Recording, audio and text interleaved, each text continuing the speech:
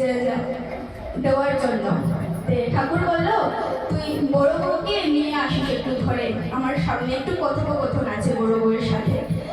তো বড় মারও বৃদ্ধ ছিল, অনেক শরীরে অসুখ ছিল, তে আসলো। ঠাকুর যখন আদেশ করেছেন তো আসবেই বড় বড় ওনার সামনে, তো আসলো। তখন ঠাকুর বলল যে তুমি তো এখনো অনেক সুন্দর রয়েছ। তখন বড় মা বলছে, সুন্দর তো তুমিও রয়েছ, তোমাকে লোকে তো দূর দূর থেকে আসে দেখার জন্য। তো তারপর বললো যে ঠাকুর তুমি আমাকে একটা আশীর্বাদ করো।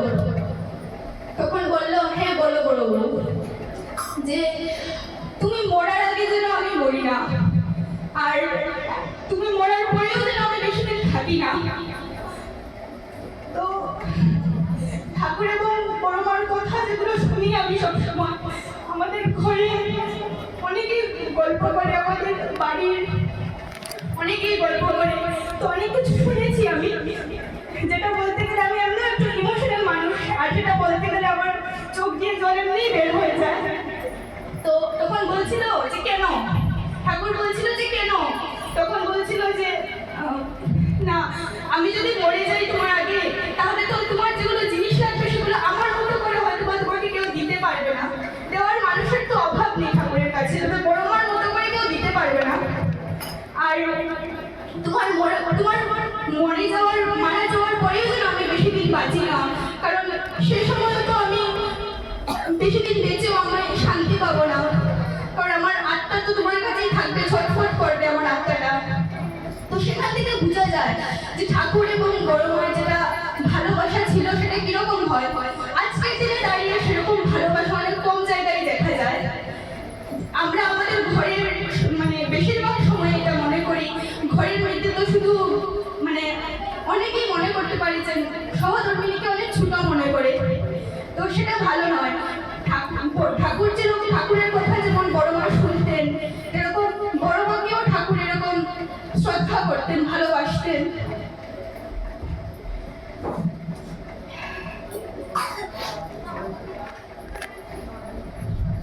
এরকম অনেকই কথা আছে।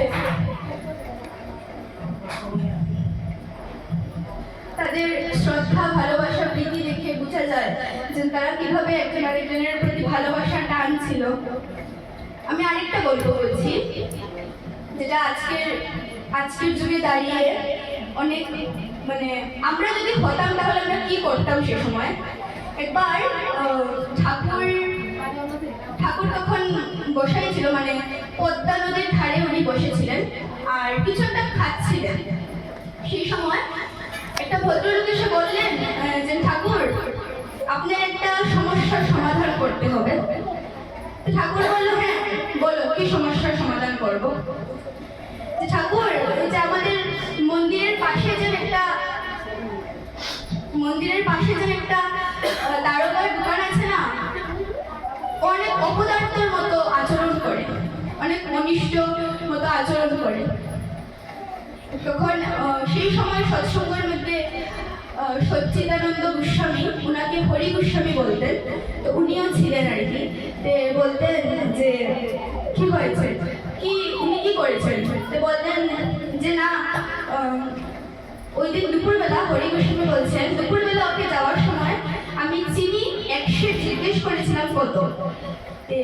আমি দুপুরবেলা ঘরে গিয়ে বিকালবেলা ছেলেকে দিয়ে টাকা পাঠিয়েছি যে যা নিয়ে আয় 800 চিনি, মানে আধা কেজি আর কি চিনি নিয়ে আয়। তো যখন গেলেন চিনিটা আনার জন্য ওকে 800 চিনি দিয়ে, তখন ও গিয়ে ওর বাবাকে বললো, বাবা 800 থেকে তুই কম চিনি দিয়েছে। তখন দারোগা এসে বললো, সরি ওই মানুষটা এসে বললো ওই দোকানদারটাকে যে কি রে, তুই তো 800 চিনি দিসনি, এক থেকে কম কেন দিয়েছিস। বলে হ্যাঁ আমি 800 চিনি দিইনি। তো বললো কেন দিসনি, যে না আপনি যখন দাম জিজ্ঞেস করেছিলেন তখন দাম ছিল একটা, আপনার ছেলে যখন চিনি নিতে হয় তখন দাম হয়েছে একটা, তখন দামটা বেড়ে গিয়েছে।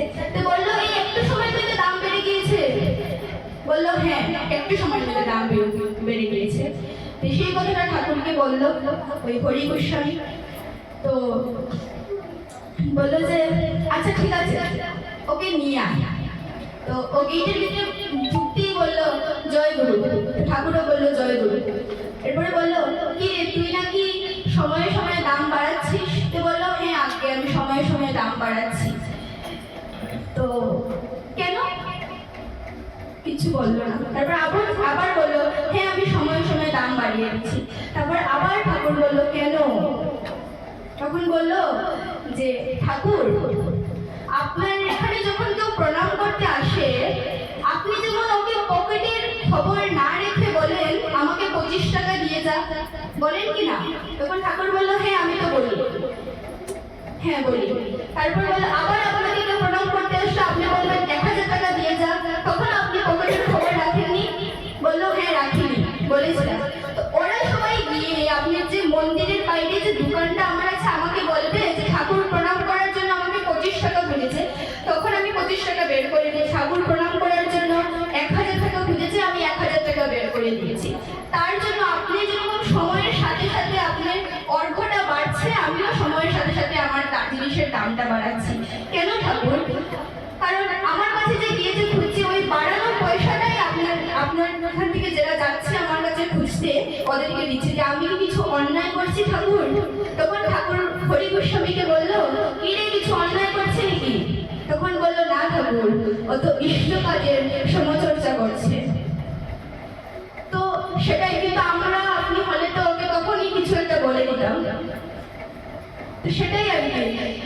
পূজনীয় শ্রী শ্রী অবিন্দালয় ডিপি ওয়ার্কসে আমাদের বাড়ির সবাই গিয়েছে, কিন্তু আমার সে সৌভাগ্য হয়নি যে একটা দিনও ডিপি ওয়ার্কসে যাবো। কারণ আমার একটু বিজি থাকে, আমি অনেক সময় বিজি থাকি, মাতৃসম্মেলনেও আসতে পারি না।